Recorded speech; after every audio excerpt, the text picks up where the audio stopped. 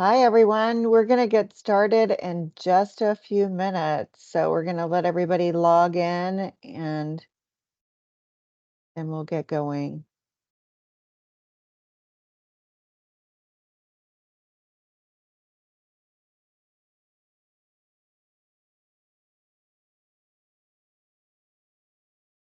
In the meantime, could everyone please put your name and organization in the chat?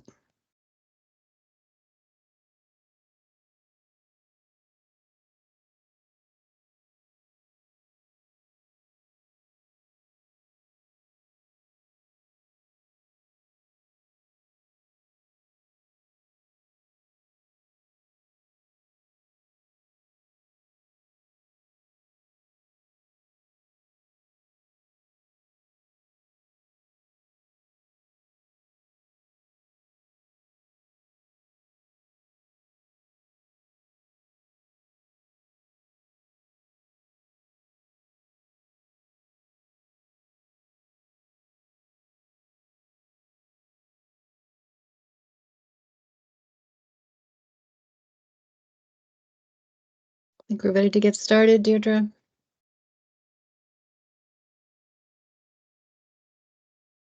You're muted. Let's just check with Kevin Norton and Dave White to see if you can turn your cameras on. Done. All right. Awesome. And we can hear you. Perfect. How about Kevin? Kevin?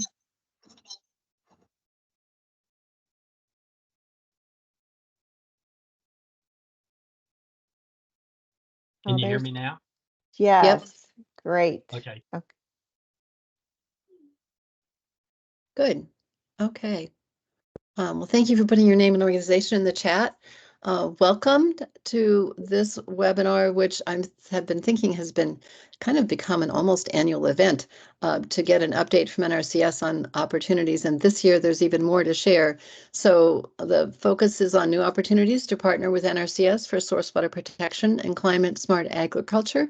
And I've put this together with a team here, and I wanted to introduce, really the speakers are part of the team. I wanted to introduce the other planners. I'm Sylvia Mom with the Groundwater Protection Council. We are an association that represents groundwater programs at the state level, underground injection control programs, as well as oil and gas regulatory programs. And I wanted to let Adam Carpenter from the American Water Works Association and then Deirdre White from the Association of State Drinking Water Administrators introduce themselves. Hi, yes, I'm Adam Carpenter with the American Water Works Association in Washington, D.C. We're a membership organization of about 5,000 utilities and 50,000 professionals who work on drinking water and all the other aspects of one water paradigm. And I'm pleased to be a part of this and to get to introduce some of the great work that we've done over the past couple of years. Thanks. Thanks. And I'm Deirdre White. I'm with the Association of State Drinking Water Administrators, and our members are the state and territorial drinking water administrators from across the entire country. And I am also one of the co-chairs of the National Source Water Collaborative. So welcome. Thanks. And I just wanted to note that the registrants for this webinar include NRCS at the state level, NRCS headquarters, state source water coordinators and other source water partners, utilities, and conservation districts and the National Association of Conservation Districts. So it's a great distribution. We're really glad to have you all here. Next slide, please. So just to note, this webinar recording will be on the available on the Source Water Collaborative website after this meeting, about a week after this meeting. So we have the web link there for you. And Deirdre, maybe you could put that in the chat as well. And next slide. So Deirdre mentioned the Source Water Collaborative. This is a 30-member organization for national organizations from across the country, federal agencies, government, associations, National Association of Conservation District is a member, NRCS is a member, EPA is a member, AWWA. We started in 2006 with 15 members and have grown to 30, all committed with our diverse responsibilities, but also jointly committed to protecting and preserving the quality of public drinking water sources. Next slide. So just a little bit of a peek into the Source Water Collaborative website. A lot of resources here and pertinent to this meeting. We have the Agricultural Collaboration Toolkits, one for partnering with NRCS and one for partnering with conservation districts, which we worked on with NRCS and NACD in an effort to educate both of the source water folks and their membership about partnerships to protect drinking water sources. Next slide. And excuse me, this is the graphic that comes out of the Ag Toolkit. This one particularly illustrates the state conservationist and state source water program and what each brings to the table. Often speaking different languages, and we had to learn all of the different languages to talk with each other. We've been working with NRCS since 2012, so it's been a really great partnership. Next slide. So today's objectives are to share current opportunities to partner with NRCS to advance source water protection. First of all, under the Farm Bill, identifying and refining source water priority areas. New this year, an opportunity to pull in the climate smart practices under the Inflation Reduction Act, and Dave White and Kevin Norton are going to talk about that. And John will give the overview about all of these different programs. Secondly, to nominate source water watersheds for the National Water Quality Initiative, to nominate watersheds for the Mississippi River Basin Initiative. And recently, new funding was announced for the Resource Conservation Partnership Program, RCPP. So we'll be talking about that as well. And we hope that you all can take this opportunity to identify your next steps to engage partners and participate in specific opportunities. Next slide. So today's speakers, we'll be introducing them in a little bit more in depth when we get started, but an overview. John Ballou is a natural resource specialist and initiative coordinator with the area-wide planning branch with NRCS. Dave White is the co-founder and partner of the 9B group and former chief of the NRCS. Kevin Norton is the principal partner, Blue Sky Conservation Concepts, and former associate chief of NRCS. And Christina Murphy is the general manager, West Des Moines Waterworks, and the chair of the Source Water Protection Subcommittee for the Iowa NRCS State Technical Committee. Next slide. Okay, we'll go to this slide at the end. Oh, wait, let me say something about questions first. Please, you can put your questions in the chat as we go forward, and also you can then raise your hand, and when we call on you, turn on your camera and unmute yourself to speak. Okay, so now while John is bringing up his slides, we want to introduce the first poll. We're going to do a couple of polls to get an overview of who's here and the partnership experience you've had. So the first poll that Deirdre will launch is to ask you to identify yourselves by your organization. As I said, we have a really great distribution. So we thought it would be interesting for you all to see that as well. So we'll just take a minute for the poll to come up and for you to respond. And then we'll start with John Ballou. John is working with a newly set up laptop, and we will not be able to see him, but we'll hear him and we'll see his slides. And while this poll is going on, you can now click in and make your choices and submit. John, I'll give John's bio. He's, as I said, a natural resource specialist and initiative coordinator for the National Water Quality Initiative and the Mississippi River Basin Initiative. And I know across the country, we have 13 states who are participating in the source water department, I guess, the source water section of NWQI. So that's a great opportunity. John will talk about that. And John's branch, the area-wide planning branch, their mission is to provide NRCS and its clients targeted conservation across multi-state boundaries.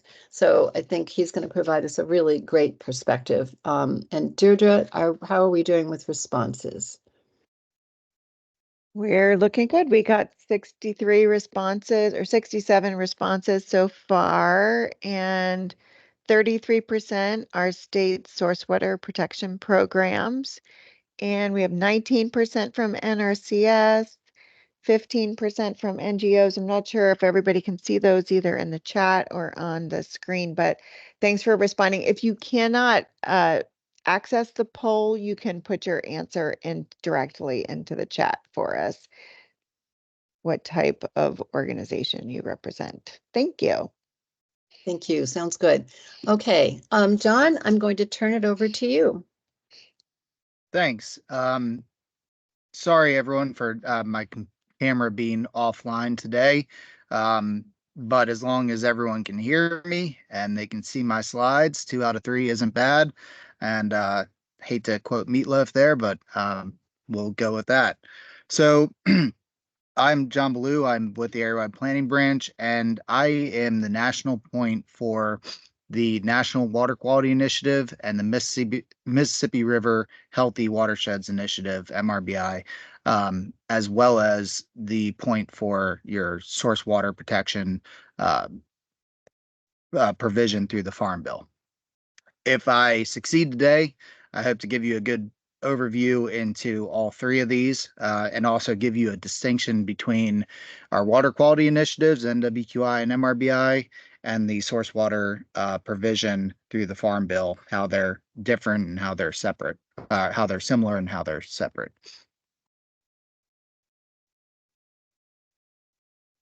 There we go.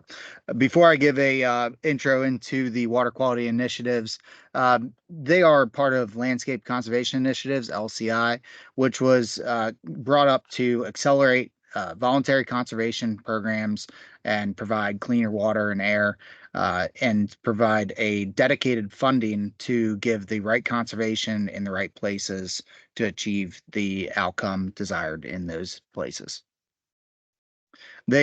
LCI strives on the locally led model.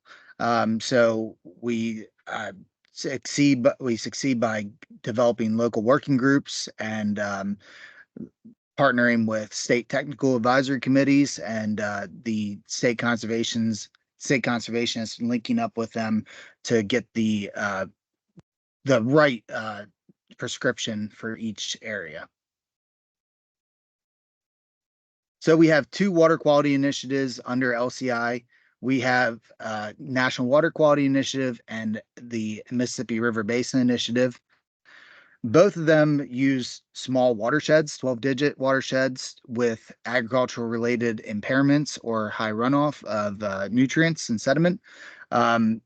They both maintain to protect the agricultural productivity of the producers in these watersheds. And they also provide additional EQIP funds in these targeted watersheds to help promote accelerated conservation in these watersheds and accelerate outcomes. National Water Quality Initiative is a collaboration between EPA and state partners. The outcomes are driven to address surface water impairments. And I guess I'll add an asterisk on there because in the next bullet, in 2019, it was expanded to also address source water impairments. So this includes groundwater systems. So it's not just a surface water impairment initiative anymore.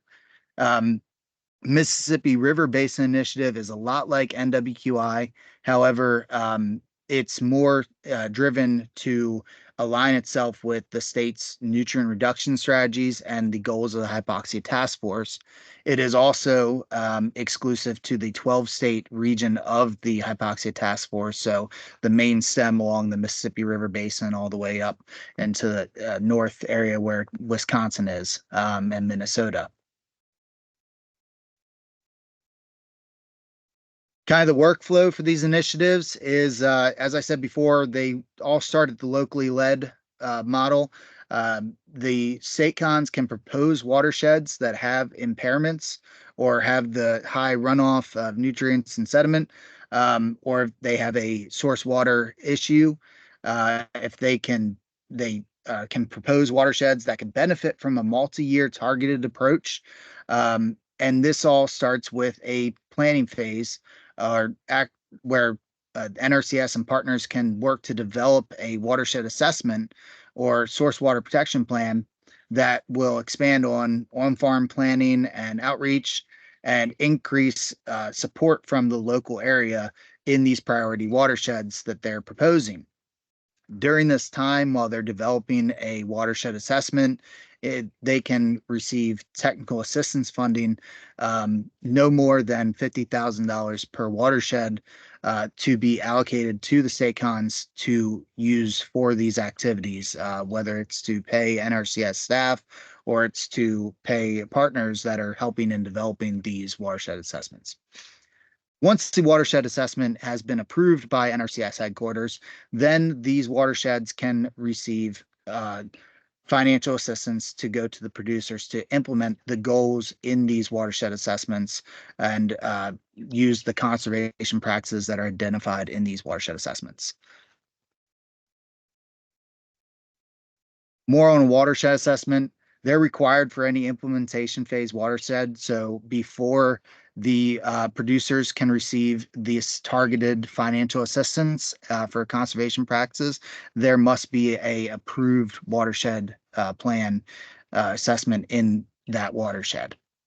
There's some specific requirements in these watershed assessments that we lay out in the annual bulletin for NWQI and MRBI that outline some important elements that need to be included, such as they need to identify critical source areas inside these watersheds where there's going to be a priority for these conservation practices.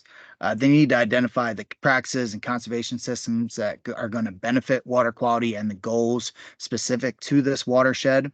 They need to include some sort of water-based modeling, and they also need to outline the partnerships that are incorporated in these watersheds and the outreach plan for these watersheds, how they specifically plan to reach the intended producers in these critical source areas to receive the max outcome. They also need to have the water quality goals in these watershed assessments as well, and some additional considerations.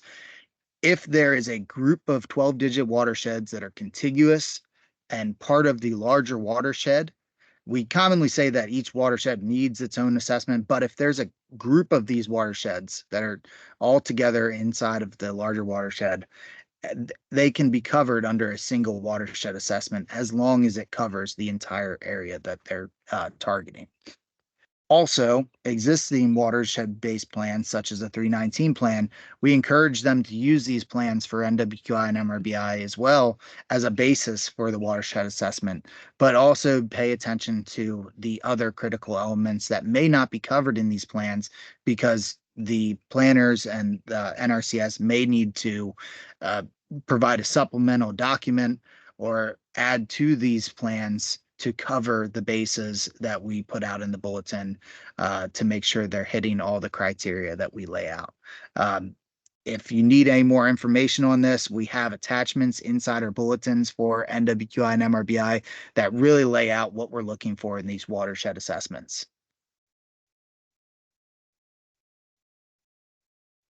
So then I'm going to move on to the source water provision under the 2018 Farm Bill. We are under extension of this Farm Bill to September 2024, so this is still in effect.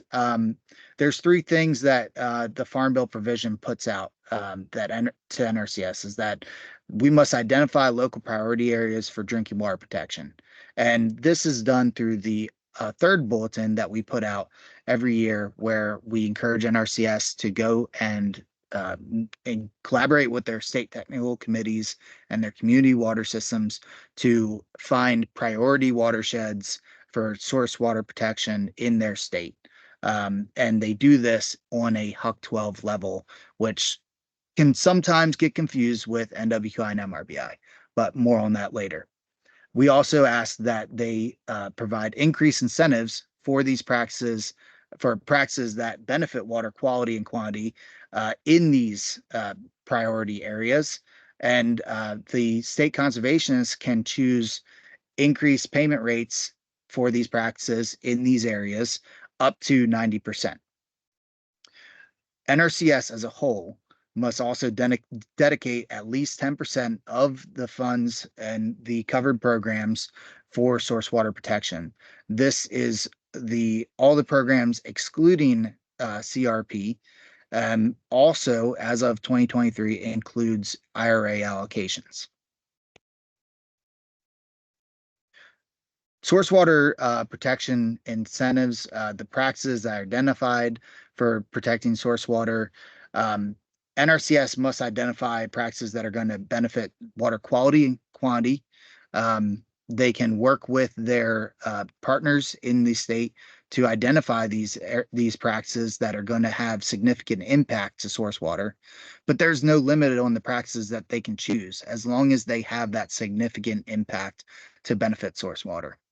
As I said before, these practices can benefit either water quality or quantity, and these practices can receive an increased payment rate up to 90% of the practice costs.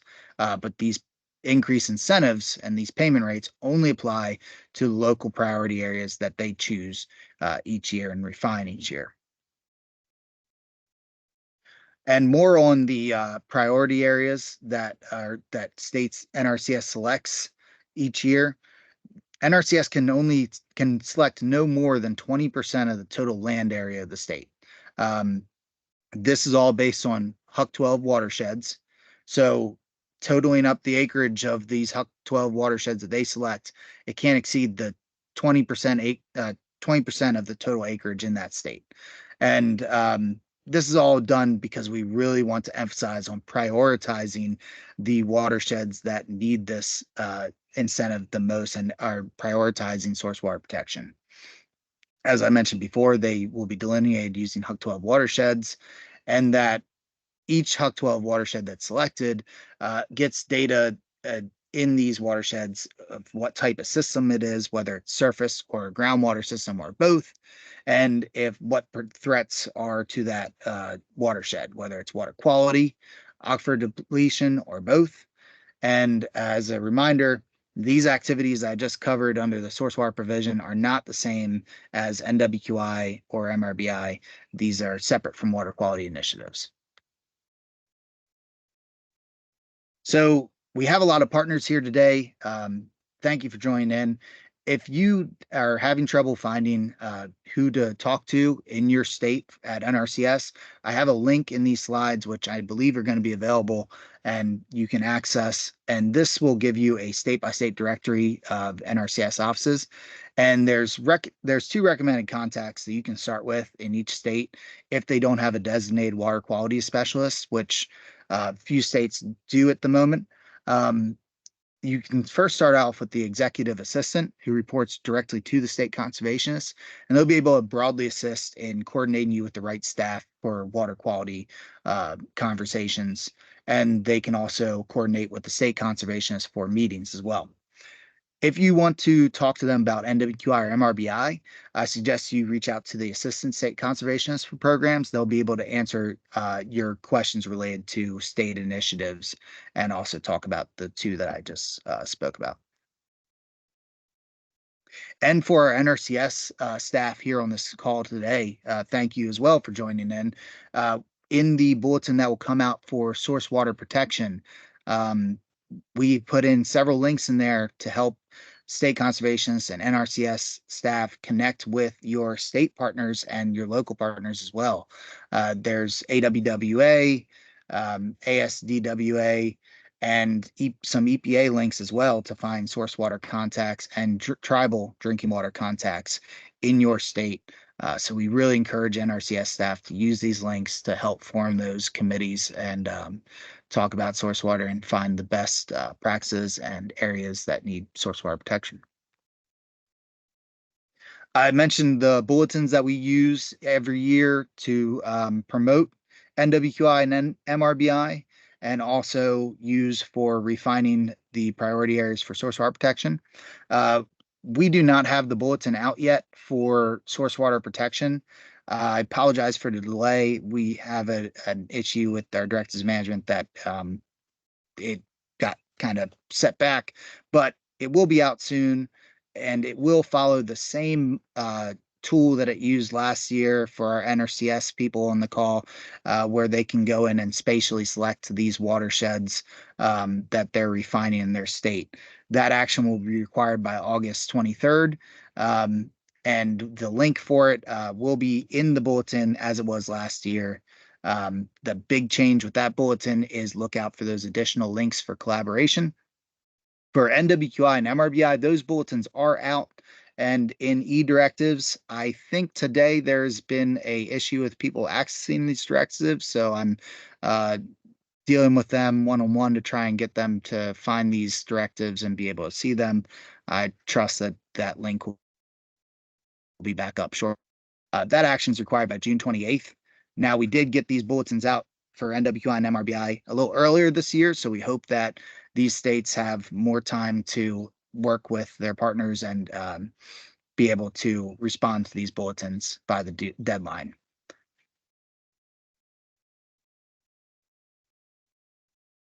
To sum up these, what I've talked about today, I have this graph on here, and I added MRBI in here as well to talk about the source water provision and the water quality initiatives and how they all benefit source water, and just a few things of how they're different. So NWQI and MRBI, they will offer additional targeted funding for the watersheds that are approved for the initiative. They are multi-year agreements. They cover anything up to 5 years. There's actually no limit on them. They can be renewed and keep going. But they are more than 1 year agreements for these watersheds that will give targeted assistance and funding. They also must identify critical acres inside their watersheds, and they must be backed up by some spatial maps that identify these critical acres, and they must have a plan to address these critical acres and provide the right assistance inside there and prioritize.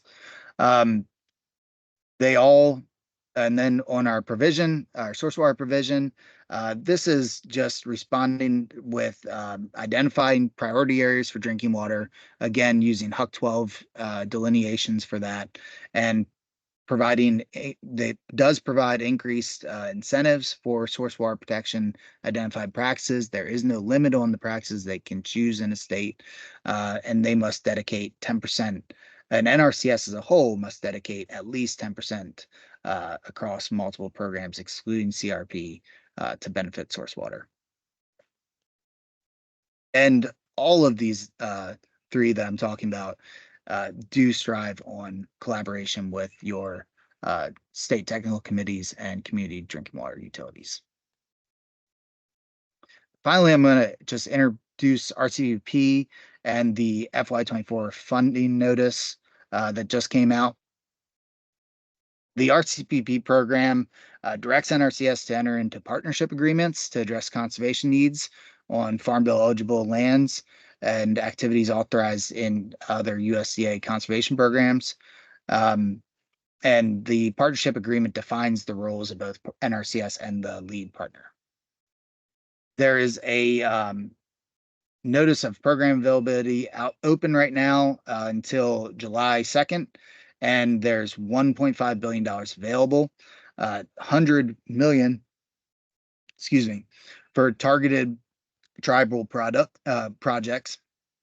And there's a project maximum of $25 million and a minimum of $250,000.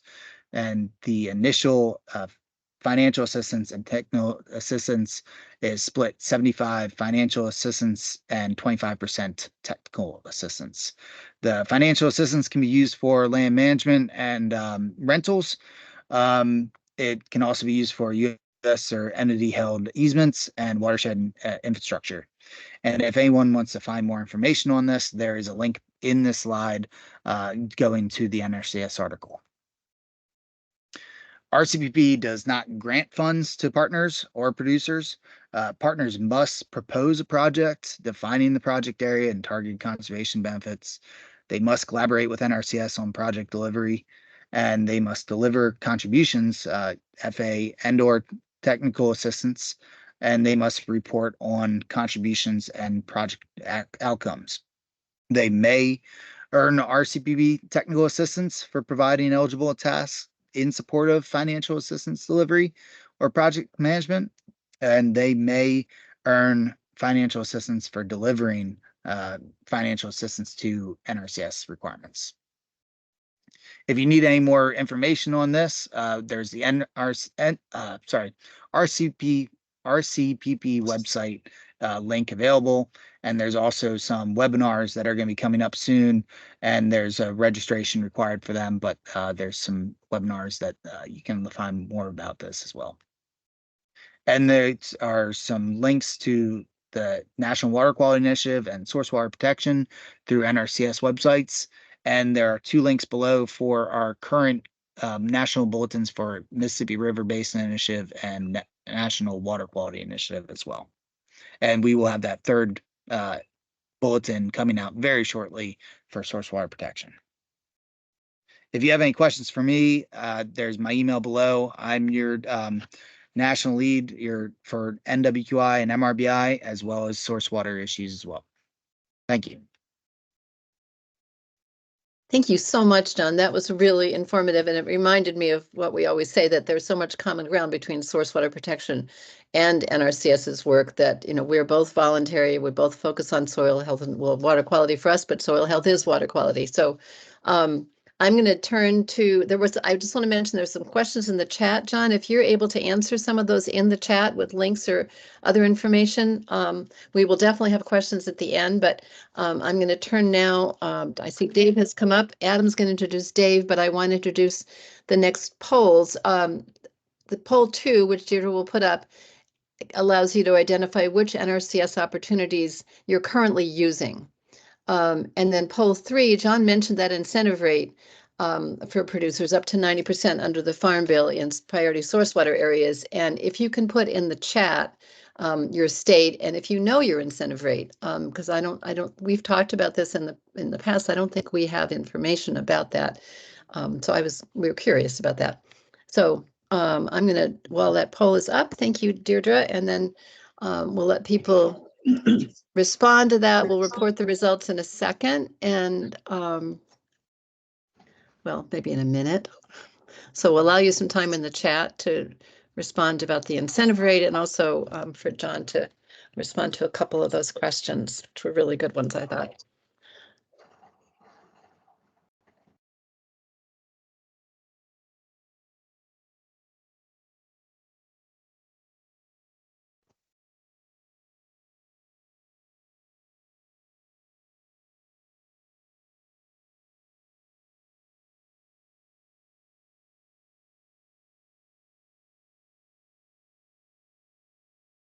How's it looking, Deirdre?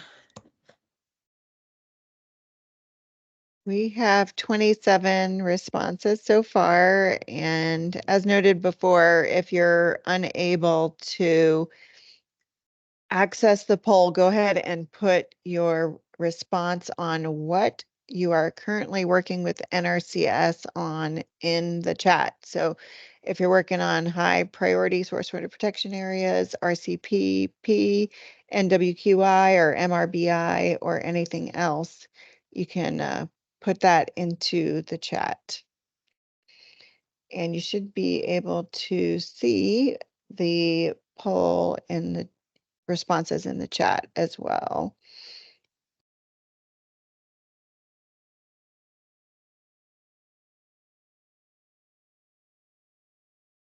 Okay, are we ready to close that one out? Yep, we'll close it out. Thank you. Okay, and then I'm going to turn to Adam, who will introduce Dave White and Kevin Norton. All right, fantastic. Thank you, Sylvia. As I mentioned when we opened up the webinar, my name is Adam Carpenter. I'm the manager for energy and environmental policy at the American Water Works Association, DC. We have been working now since about 2016 in preparation for the 2018 Farm Bill to try to find ways to get source water protection really integrated into the agricultural programs through NRCS, and to find ways for collaborative, positive collaborative ways, to help protect sources of drinking water while working closely with agriculture. And I'm pleased to report that we've, collectively as a sector made a lot of progress. As mentioned, the Farm Bill now includes some provisions about source water protection. But I've got a really interesting one here that Dave and Kevin are talk about. So Dave and Kevin have been working with and for AWWA as members of the 9B group, consulting with us to help us navigate this process. And they've done a really interesting analysis here of putting together climate change, which is a huge prerogative, a huge item that NRCS has been charged to help determine some ways to help address, and source water protection together. So Dave White is former chief of the NRCS, and Kevin Norton is a former associate chief of the NRCS. So they're both very, very well versed with NRCS. And with that, Dave, I'm going to control the slides, and just let me know when you want me to advance. Should be coming All up right. right in a second here. Well, greetings, everyone. Well, Adam's got it up. I just thought I'd tell you a second what the 9B group stands for. It stands for the 9 billion people who will be on Earth in 2050. And how do we double food production and still have clean air, clean water, healthy environment to pass along to those who follow us? So it's a benefit corporation. And our purpose is to try to make sure things work out okay by 2050. So next slide, please. All right. Adam mentioned we started in 2016 on this effort. And when we go to the House and Senate Ag committees, we talk about AWWA and drinking water utilities. And they go, who are you? You know, they knew who corn, cotton, wheat, soybeans, and the cowboys were, but this was a new group. And it really took 2 years to socialize it. But in the 2018 Farm Bill, AWWA it just was wonderful for source water protection. They got an explicit goal. NRCS has to work with utilities. John talked a lot about that just a few moments ago. Also, the cost share for those key practices can be up to 90%. And the kicker was 10% of conservation funding, you know, to be spent on source water protection. Next, Adam. So we had the 2018 Farm Bill, and then 2 huge events have occurred since then. One is the climate smart commodities that USDA announced. That's $3.1 billion in projects across the country. And then, oh my God, this is the mother of all conservation funding, the Inflation Reduction Act, almost 19.5 billion went to NRCS through the big 4 conservation programs. Next slide. So the conservation funding has just grown exponentially. You know, remember the 2018 Farm Bill? That's $4 billion a year in those 4 programs. 10% of that, if you can cipher halfway decently, means $400 million a year for source water protection. Then you got the IRA, the Inflation Reduction Act, but over 18 billion. I know it was over 19 billion, but NRCS got a billion for technical assistance and some money for monitoring, but we got over 18 in those 4 programs. And it's going to be obligated between now and the end of fiscal year 2026. It has to be obligated by then, and then it has to be spent by 2031, September 30th, 2031. Now, all that could change in the Farm Bill. You know, Congress could wrap some of that money into the baseline. They could change other things, but as we speak today, this is the way it is. Keep in mind that the Farm Bill funding is additive to the Farm Bill. I'm sorry, the IRA funding is additive. So you've got your 400 million plus whatever goes from the IRA. And the IRA money that's going out right now is going to ramp up significantly this year and the next 2 years. Next, please. So John mentioned the RCPP just came out with 1.5 billion. Each project can have up to 25 million in NRCS contributions and applications by July 2nd. And you just go to the NRCS website for more information. Adam? So this goes back a little bit before all these decisions had been made, but the IRA money, when it came out, AWWA, there was a little wrinkle or a little anomaly in the IRA funding.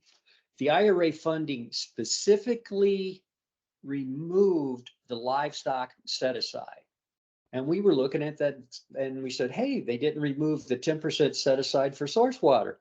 So AWWA, Tracy Meehan, sent a letter to the chief of NRCS explaining that, and said, will this 10% apply to source water protection? And he said, yes. So that unlocks, let's see, if it's 18 billion, that would be 1.8 billion is 10% of that can go to source water protection. Next. So here's the deal. The IRA funds are to support projects that improve soil carbon, reduce, capture, void, or sequester carbon dioxide, methane, or nitrous oxide. Okay, so next, that's the mission of IRA. So to unlock IRA funding, we need to find conservation practices that address climate change and improve source water protection. And a little spoiler alert, it's not that tough. And with that, I'll turn it over to Kevin Norton. Kevin. Thank you, Dave. Adam, if you could advance to the next slide. So we're going to kind of put together a little bit of stew here for the conservation and accessing these funds. And I would like to start that John laid out a wonderful explanation of all of the opportunities that are available to source water districts, source water utilities to access funding, work cooperatively at the local level. IRA is as Dave said, this is really a once in a lifetime opportunity for source water utilities to get some significant work done in protection of their water supplies. And it comes together when we marry the NRCS programs, the conservation practices with the needs on the land. The thing we want to start with is the NRCS conservation practice standards. That's what changes things on the landscape. When willing producers take those practices and they implement them, we expect something to change associated with that practice. They are built around conservation practice standards. Those have a goal in mind.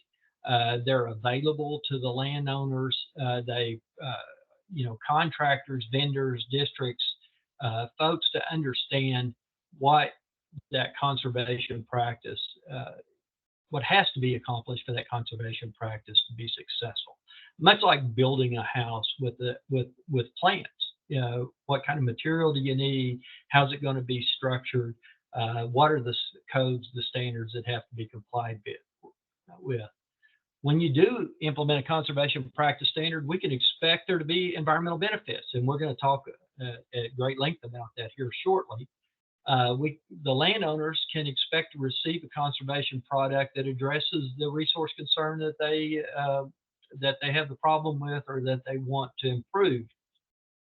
Then contractors, technical service providers, the folks assisting the landowner understand their responsibility and the quality of product that's planned or expected if that conservation practice is implemented. And then also NRCS employees, they're assured as they're providing this assistance that they're working within the scope of their employment.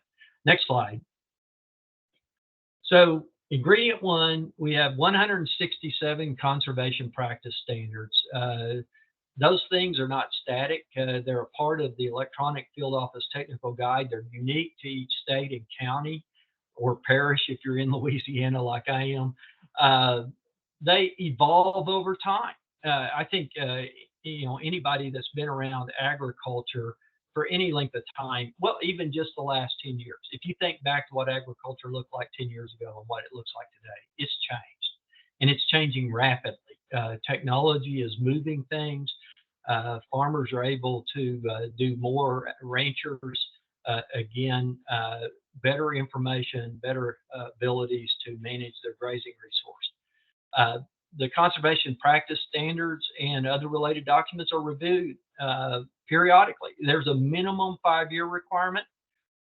There have been periods of time when I was in the national office, we within 12 months did a thorough review of every practice standard to bring it forward to the current technology.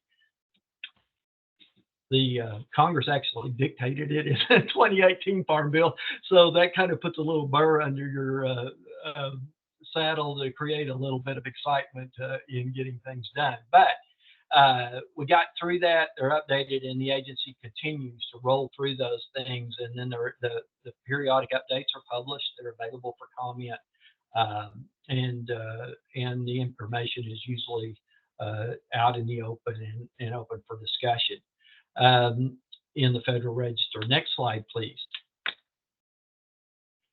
So, so we had the 167 conservation practices. Then we looked at NRCS has published a listing of climate smart in agriculture and forestry mitigation practices. These are practices that at the very front end, they have determined these will have a positive effect on climate mitigation sufficient to satisfy the IRA funding requirement.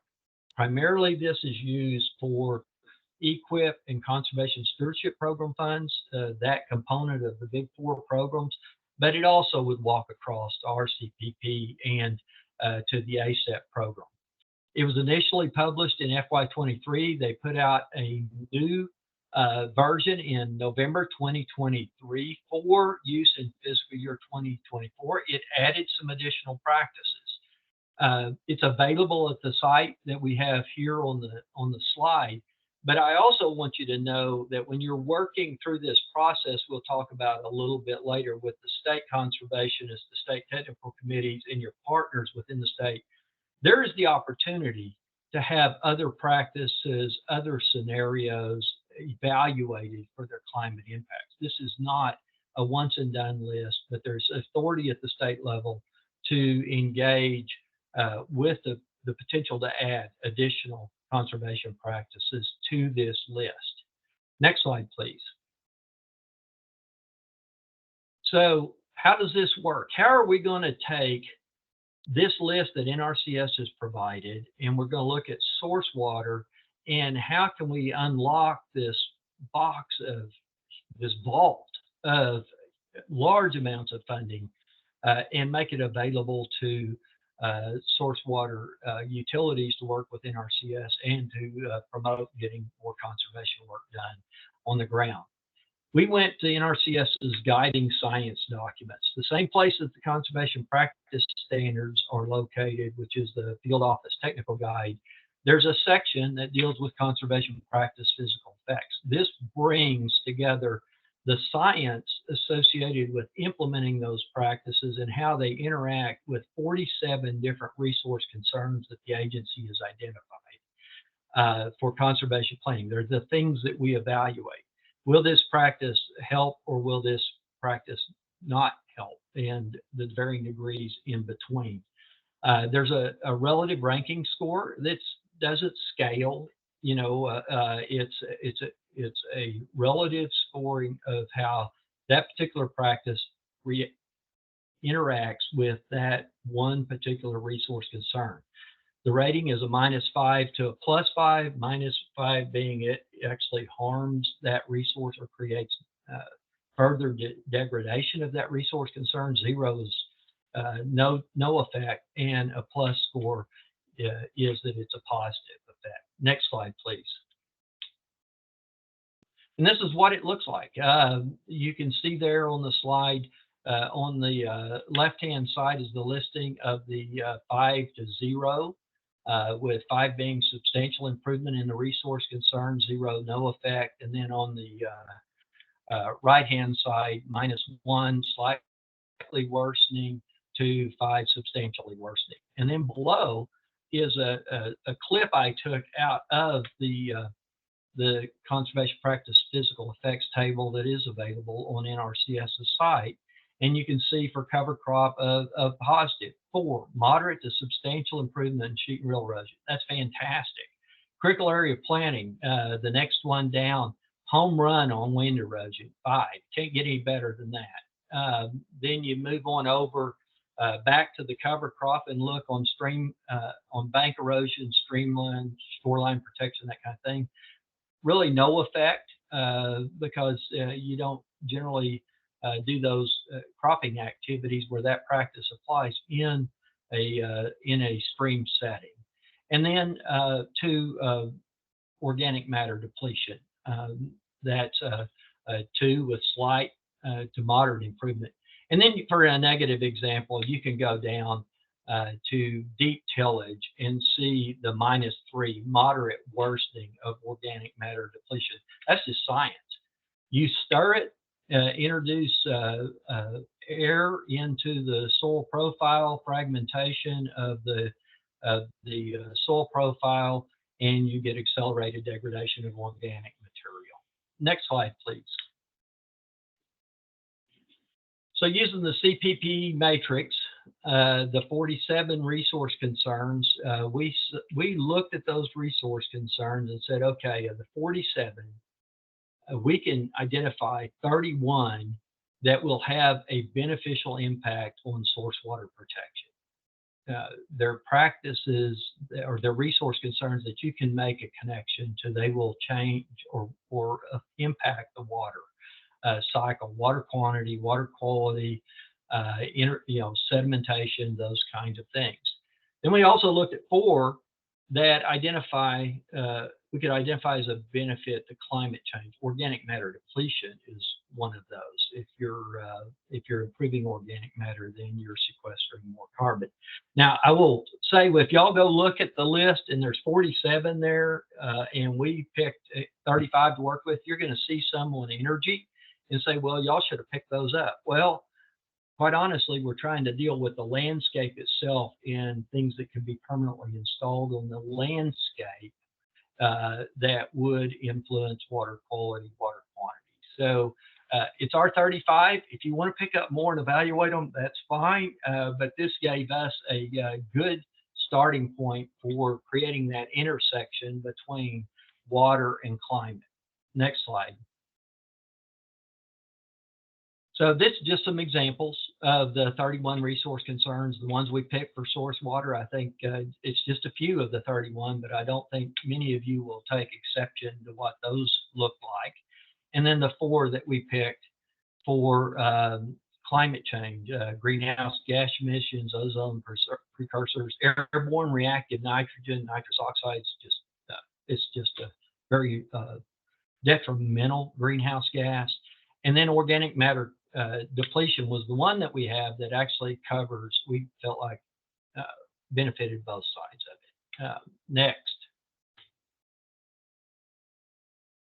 Then we looked at the 167 conservation practices, took the CPPE, we took the aggregate scores, we calculated them, and we ranked them. Next slide, please.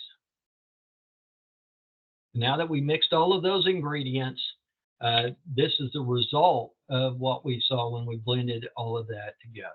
And this is available. Adam Carpenter has shared this. Y'all will have this available. But this is the first page of a 4-page ranking of all of the conservation practices with the highest positive score, aggregate positive score, down to the lowest aggregate score.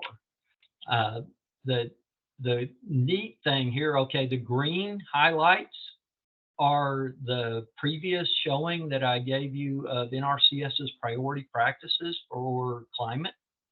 They're right there. You look at that first page, and the most water benefiting practice effects and the climate benefiting practice effects are overlaid here. So those are high value practices for both water and climate.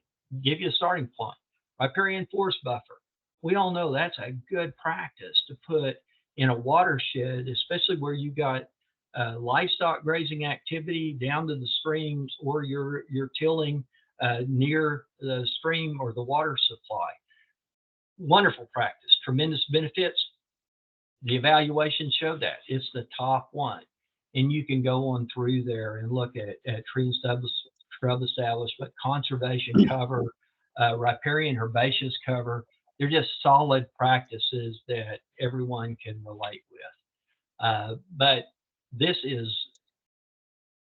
just a great opportunity for y'all to review this and think about within the source water protection area, what are the most beneficial practices and where can we intersect with the IRA funding and bring that home on the ground in our watersheds. Next slide, please.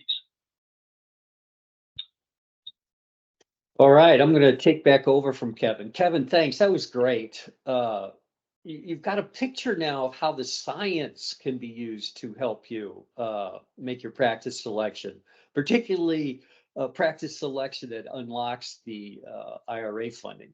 So the final ingredient, and no recipe is complete without having the secret sauce. So remember, the practice standards will stand alone, but they work best when they're part of a system. You know, it's an additive process. One practice may work great, but if you can bundle them and have a systems approach, you have such exponentially more beneficial impact. Next, please, Adam. So there is a person at NRCS National Headquarters. His name is Nolan Herbert. He is the Deputy Chief of Science and Technology. And Kevin and I had done this slide presentation previously, and Nolan looked at it. Afterwards, he squeezed my head a little bit. And he says, you need to talk to them about how planning and technical assistance is critical too. So Nolan, this is for you. So all webinar participants, planning is essential, and technical assistance is even more so. And the key thing is to check with your local NRCS office to see what is needed, because oftentimes, you know, it's no secret, NRCS is kind of stressed on having enough staff, and you want to help that staff instead of stress that staff. So I would check with the NRCS staff to see what is needed. Next slide, please. So, and John talked about this a little bit earlier, but get to know the staff in your area. Ask about, you know, can you get on the state technical advisory committee or the local or work group, whether it's the conservation district or a tribal work group, and get your voice heard. Get to know your local district, get to know your ag and your conservation groups. And then you can support and assist in developing better performing practices. Kevin gave you the keys to the kingdom there as far as the practices that are really have multiple use. And then think about applying for some of these IRA funding. The RCPP is a great example, and it's open for another till July 2nd. And don't forget about AWWA's source water protection page. It's got a plethora of good information. Next, please. All right, and that concludes our presentation.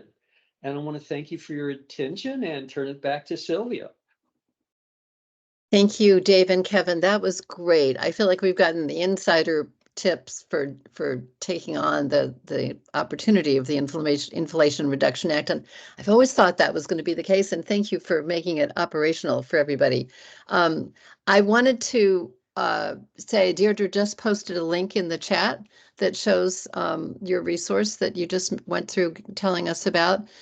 Christina Murphy is going to start in a minute, and she'll provide a great example of how to operationalize all of this with NRCS in your state.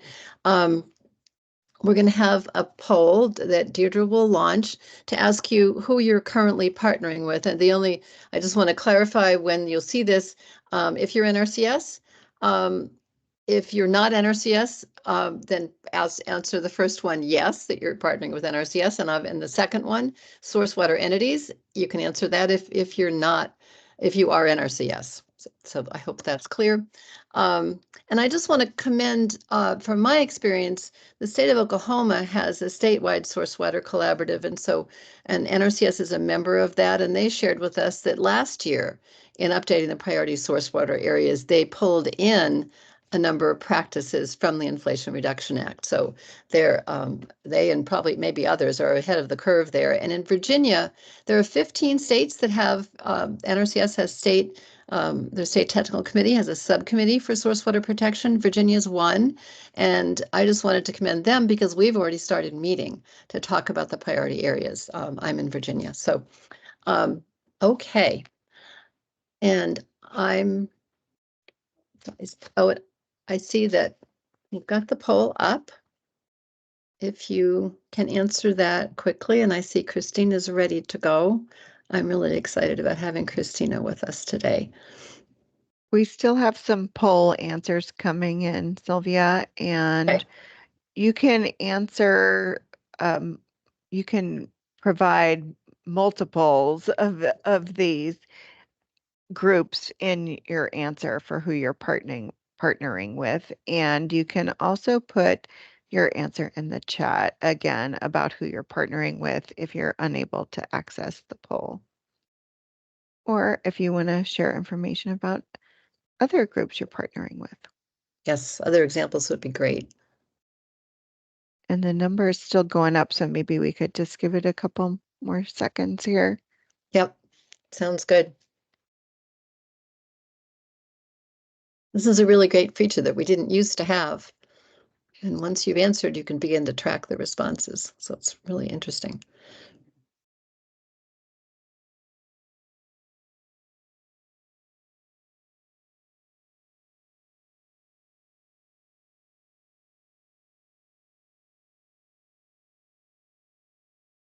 All right, we can wrap up. Thanks.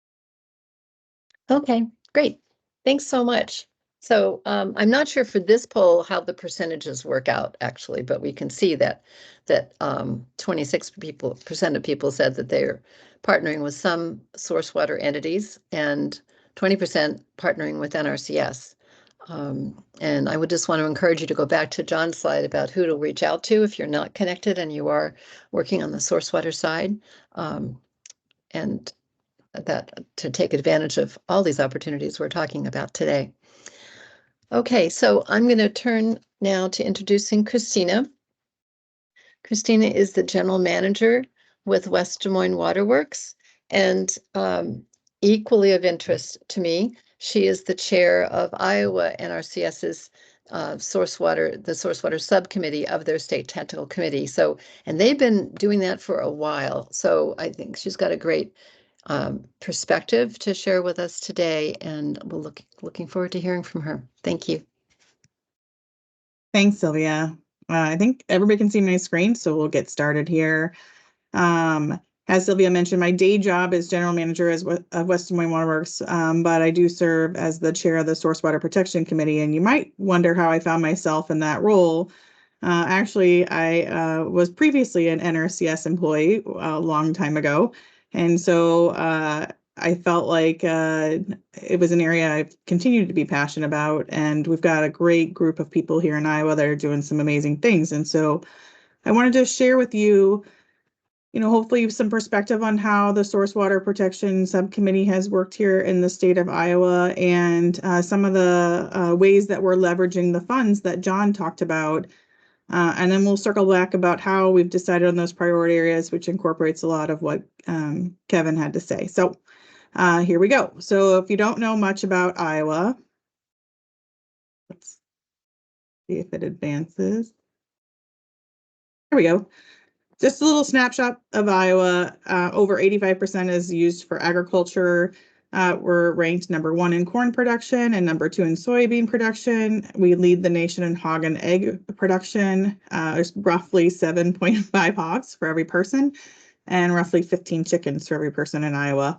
So safe to say that Iowa is a very intensive agricultural state and highly productive in many areas. So the state of Iowa source water, John mentioned the nutrient reduction strategy. It's a strategy that tries to improve the water quality here in the state. And what you see there is a snapshot from Iowa State's website on phosphorus loading over the course of 20 years and nitrate loading. And you can see it's probably stayed pretty consistent. So a lot of people would say we're not making a lot of progress, but a lot of conservation efforts have been occurring with a lot of gusto, but there's been a lot more intensive agricultural that has happened in that 20 years. And so to be able to keep the baseline steady means we've been doing a lot of conservation work. As a utility, if I put my utility hat on, would love to see those numbers improve a lot more. And I'll explain a little bit why, from a utility perspective, that's important. So more work is needed here in Iowa, and the funding is coming in to help us do so. So the cost of poor quality of water, and this is just to kind of, I spend a lot of time, I feel like, putting my utility hat on, helping. I think utilities need to realize that NRCS staff may not realize what's all involved in treating drinking water and the challenges that we're facing. So it's really important to reach out to those partners, and they can help explain to you the challenges associated with putting practices on the ground, as well as you explaining to them why putting those practices on the ground are really important to your utility. So drinking water utilities are mandated to comply with the Safe Drinking Water Act. It's not an option. And so it's imperative we have water that's safe and reliable to all of our customers. Poor source water quality means that more expensive treatment. So this is just an example for Des Moines Water Works, which we purchase about 30% of our water from. It's about $16,000 a day to turn on their nitrate removal system. And that's the largest utility here in Iowa. Small utilities are struggling to pay for that sophisticated treatment to remove those nutrients from their drinking water. So if they were to drill new wells, we're talking about $600,000 each or even more. And the more you have to spend for affording those sophisticated treatment or finding new source water, that means that the rates for our customers go up and they have a hard time affording their bills. So there's a balance there. We've talked a lot about nitrates in Iowa, but the other thing that really actually is becoming more significant concern for those that use surface waters are harmful algal blooms and microcystins. We don't have a really good handle on how to predict those, and many of our utilities, large and small, are not equipped to deal with treating microcystins. And if they reach a certain level, it's a do not drink order. And so if you ask a utility manager that uses surface water that has to deal with these, we lose a little sleep over this, because once they start to happen, you can't really predict when they happen. And then you need to be prepared for potentially a worst case scenario.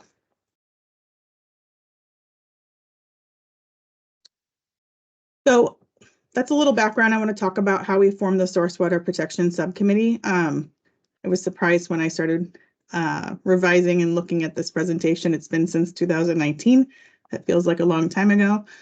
But Kurt Simon, who was the state conservation at the time, and actually John Hubert, who is now the state conservation in Iowa, he was the assistant state conservationist at the time, have really engaged, wanting to engage partners on how to address source water concerns here in the state and how to best utilize that 10% set aside. And so initially we got together, we wanted to put together a representative group for the Source Water Protection Committee. And these are the entities that have been participating. So the Waterworks Association, the DNR here, some geologists and hydrogeologists at the university level. We have representation from utilities that are both large and small and rural water systems. And certainly our NRCS staff have been great support and great advisors as we needed. And then the farmer, because it's really important, I think, for us to understand what the challenges are for getting practices on the ground, or if there's even challenges within the rules that NRCS has to work by. How do we best make that efficient? Because the goal is obviously to spend the dollars available and get those practices on the ground. So what may be different in Iowa than other states? Before the Source Water Protection Committee, there had been a number of established and productive relationships from water utilities and other partners, not all, but there have been a lot of great examples here in Iowa where there's been a very good relationship.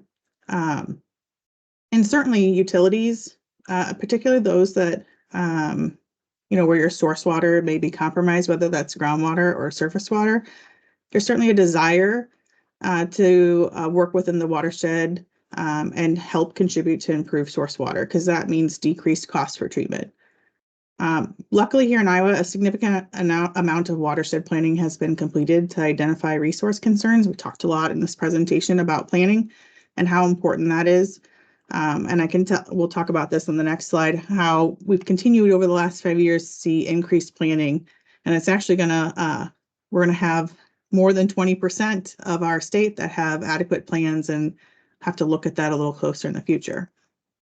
So the goals of our subcommittee, we want to make data-driven decisions. We talk a lot about what does the data say to us on where to select the priority areas. We want to make sure both groundwater and surface water, or surface water influenced by groundwater our surface water influenced by groundwater concerns are addressed, because we've got a mix of that in the state, and I'll talk a little bit more about that. As John said, you can have up to 20% of the area, and so we want to make sure that the area and flexibility are there, so that all the money is spent in Iowa on practices for the Iowa producers that benefit source water protection. Probably important thing for utilities that are here on the call to remember is that the funds are set aside for practices for the producers to implement those practices. They can't come directly to the utilities, so you definitely have to work with those partners to make sure that happens. And then again, ensure the producers in the priority are equipped to spend the available funds. Have they done the planning? Are they ready? Do they have a source water protection phase 2, or a watershed improvement plan, or a wellhead protection plan? Do they have that planning done so they're ready to know where they need to put what practices on the ground to make a benefit or make a difference?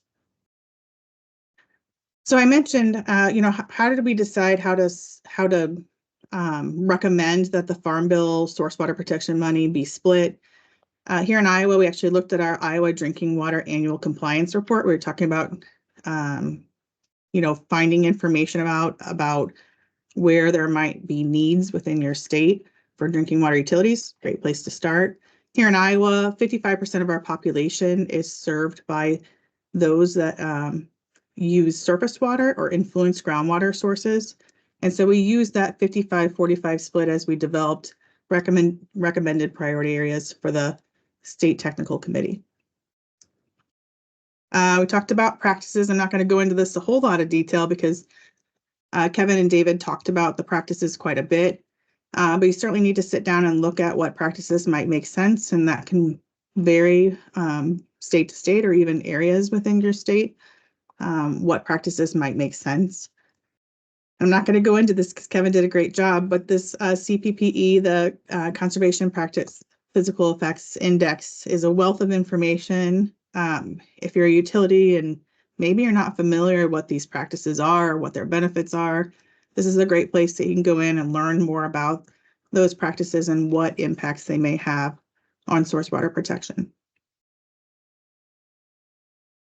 So after we go through all that, I just kind of put up a couple of examples of what our maps look like on source water protection areas here in Iowa. These are the last 2 years. You can see, if you look closely, and I believe you can find them on the Iowa Source Water Protection website. You can see which priority areas for groundwater because of high nitrate, or if there's priority areas due to surface water issues. You can see that in the map, and that's a good, quick way for NRCS staff and utilities to know what areas they're trying to focus on. I think we've put them actually into GIS layers, so that, again, easy to check whether you're within that watershed or not. So other funding sources leverage in Iowa. I'm going to give you a couple of examples, but there are many here in Iowa, and there are many champions that have utilized these funds to help implement good source water practices here in Iowa. So, and just piggybacking on John's presentation about MRBI, and I know that there's people on this call that aren't part of MRBI, but there are a couple of other targeted watershed initiatives that you should check out through NRCS to see if maybe your area falls in there. But certainly Iowa is in this MRBI.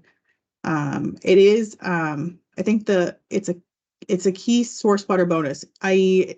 this money is separate from the Farm Bill funds and the IRA funds. I think John mentioned that. So it's like its own whole pot of money that could be eligible for source water protection. In Iowa, and this could be different in other states, the recommendation comes from IDALs, but they do talk to the source water protection subcommittee and get feedback on areas that they're considering and if there are priority areas within the MRBI watersheds. So another funding source that John talked about, the NWQI, this is the watershed for Winterset water supply, the Cedar Lake watershed. So they were an NWQI watershed. It provides targeted funds, as John mentioned, to an impaired water body. The planning money does not count towards that 10%, but the implementation dollars do count towards the 10%. And in this situation, the Iowa DNR makes that recommendation. But again, because we have this active source water protection subcommittee, they're coming to the subcommittee looking for input about which watersheds make sense. RCCP, or so I always say that wrong, RCPP is another program that we're using here in Iowa pretty extensively. Two programs or two watersheds, the North Raccoon Soil and Water Outcomes. It's $27 million over 5 years. The Raccoon River is one that drains past West Des Moines, and plenty of people withdraw their water from the Raccoon River watershed. The other one actively going is Cedar River RCPP. That's $19 million over 5 years. And again, these funding sources are separate from the IRA or the Farm Bill 10%. So if you're a utility and there are a lot of acronyms. So as a utility, you really need to spend time with that local NRCS people to help understand those programs. It does take a little bit to try and understand what pot of money goes where and what practices go where, but if I can figure it out, I know you can too. So we talked last about IRA funds, and I thought Kevin and David did a great job talking about this tremendous pot of money that's going to be eligible. And I think 10% of those funds go to source water protection.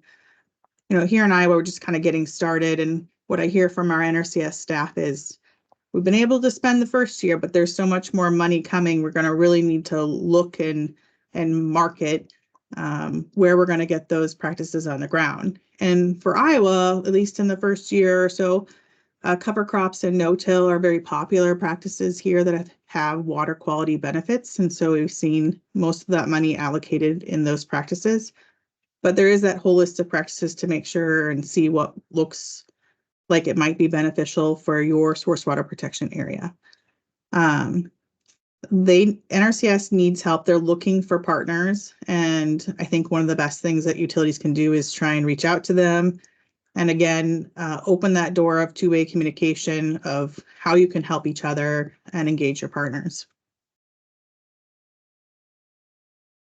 So challenges for water utilities, when there's a large utility, they have a lot of resources, and we're seeing this in Iowa and had a lot of discussion amongst some utilities about having dedicated staff on water utility teams that help engage on these programs and with our partners.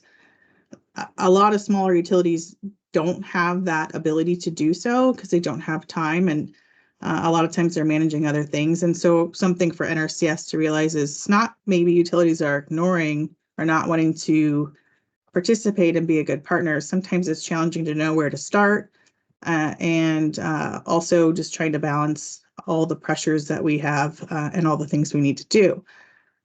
So we've seen a lot of success with utilities that have been able to add permanent staff for engaging their watershed partners.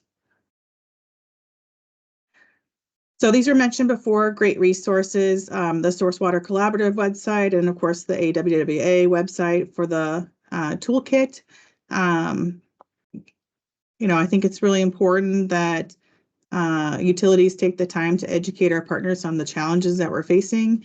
And I think it's important for utilities to understand some of the challenges of getting voluntary conservation practices on the ground, and what we can do to help each other and support each other is great. And I feel fortunate that we've had a lot of success here in Iowa. And as you can see, we have more work to be done, but we've got the funds that are going to be coming to help us do so.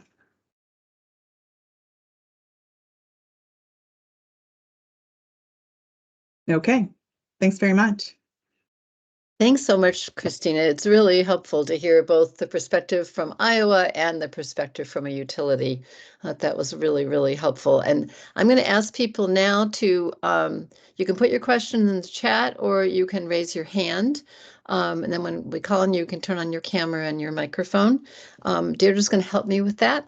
But while you're thinking about putting those things one way or place or the other, I just wanted to mention ask Christina a question myself, and also before that mention reinforce what you said about NRCS being very partner oriented, because that's been my experience too. I think that a lot of times at EPA when I was there, there's a silo and you have to reach across the mall. I walked across the mall to NRCS quite a few times. But when you're super busy, it's hard to do that. So but when you do that, I think NRCS is very welcoming. So I wanted to just reinforce that. And Christina, I just want to ask you a question about the list of practices that you showed. Is that Iowa's list of practices that you've selected for the priority areas?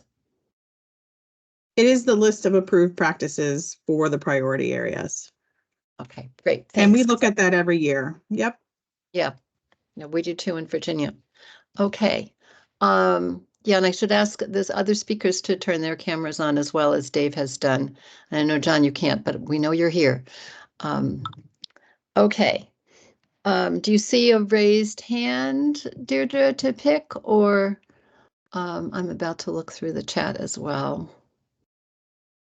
I do not see any raised hands at this time. Please let us know if you're having trouble with that function. I know there were a lot of questions in the chat that I think John was answering as he was looking through them. So I'm not sure if there are any, maybe John, that you want to highlight. And for example, the first one was, when does the process of proposing and identifying priority watersheds via the state technical committees take place? Right. So this process really has no designated start time. We encourage collaboration to happen year round, but there's a deadline, obviously, and that deadline to be aware of for priority areas is August 23rd. And this is more so on the NRCS side. This is when NRCS has to have their selections in for the new watersheds. But it typically works a year in advance. So if we're in FY24 right now, the selections that NRCS is making currently and is due by August 23rd, that is for the FY25 cycle. And that doesn't mean that if no selections are made, that they would just drop off. If there's no requirement that they have to go reaffirm these selections each year, it's just the matter of if they want to make any new selections or new additions or move watersheds around, that they would do that by August 23rd. But the short answer is there's no start time. We encourage collaboration year round. Yeah, appreciate that. And I think you have on your slides the link to the NRCS headquarters source water protection page, which shows the map that's currently operational. The maps, two of them, and also Idaho source NRCS has the same thing. They have a source water protection page, and you can see their priority areas. I think I see one hand raised, Kyra Jacobs, the regional source water coordinator from EPA Region 1 in Boston.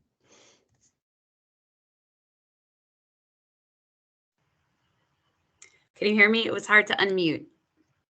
Yes, can hear you, not see you, but now see you as well. Okay, thanks. Oh, great. Thank you. Thank you to all the speakers. Thanks to AWWA and the Source Water Collaborative and everyone involved for hosting this. It's been really informative.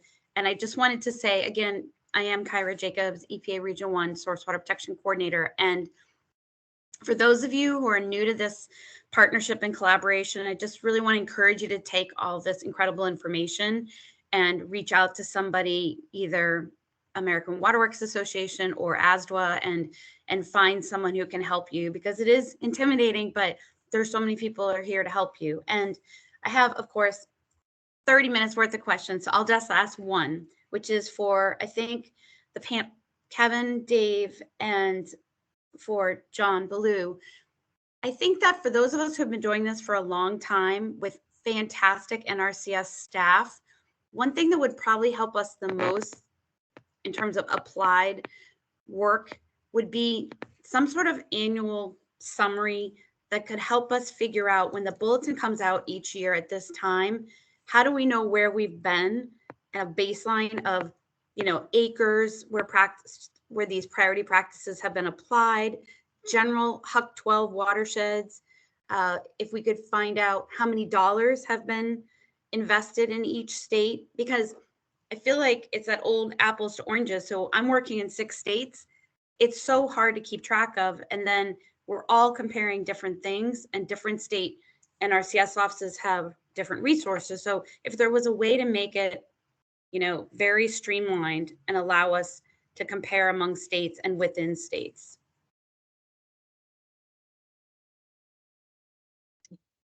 Well, Kyra, one of the wonderful things about being an ex-chief is I don't have to worry about stuff like that. I think that's question needs to be posed to Terry Cosby and Louis Aspey, and maybe John wants to take it. But I think it's a good idea to have, kind of a report on the state of play of all those applications and projects that are going on around the country. And I'll defer to John. That's that's it. I had to chuckle when you said that, Dave. Yeah. Well, that is a good suggestion too.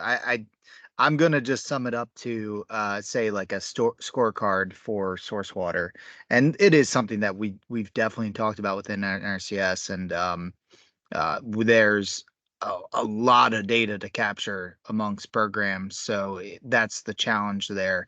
But it is something that we're working towards every day. So, but you made some other good points though too about acres applied, which are things that maybe we can keep talking about and figure out ways to really capture that. I think that is a good point there. But as far as the dollars, that's something we are actively trying to push out. It's just a lot of data and programs that we have to go talk to and get in line. So.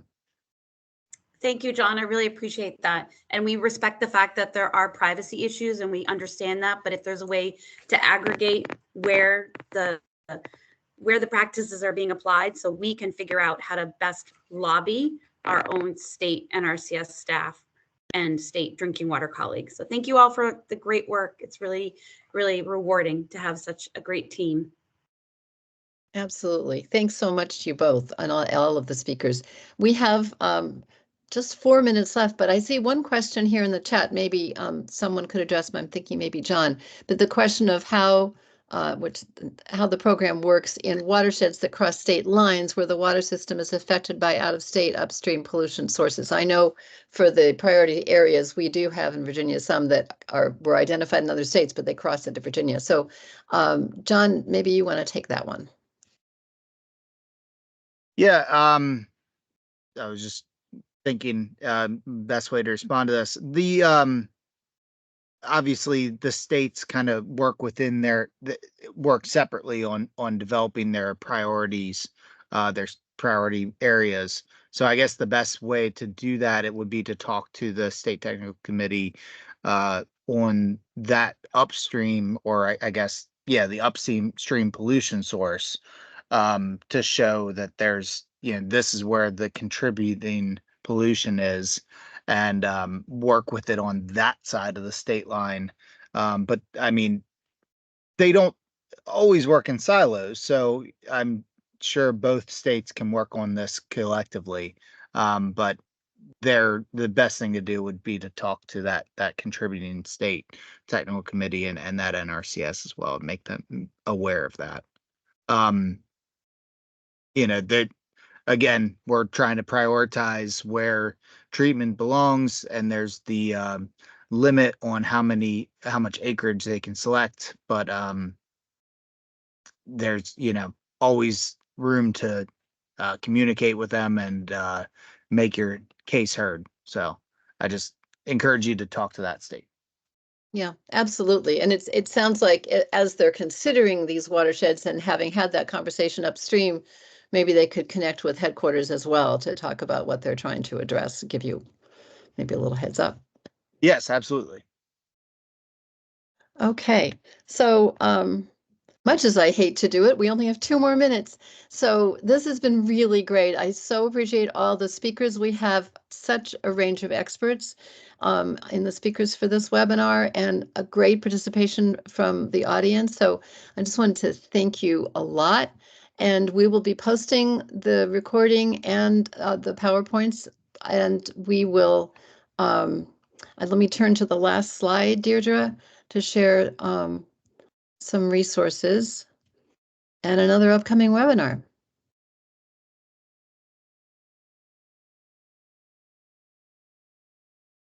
Thank you. So somebody asked in the chat, what's the difference between the state technical committee and a local working group?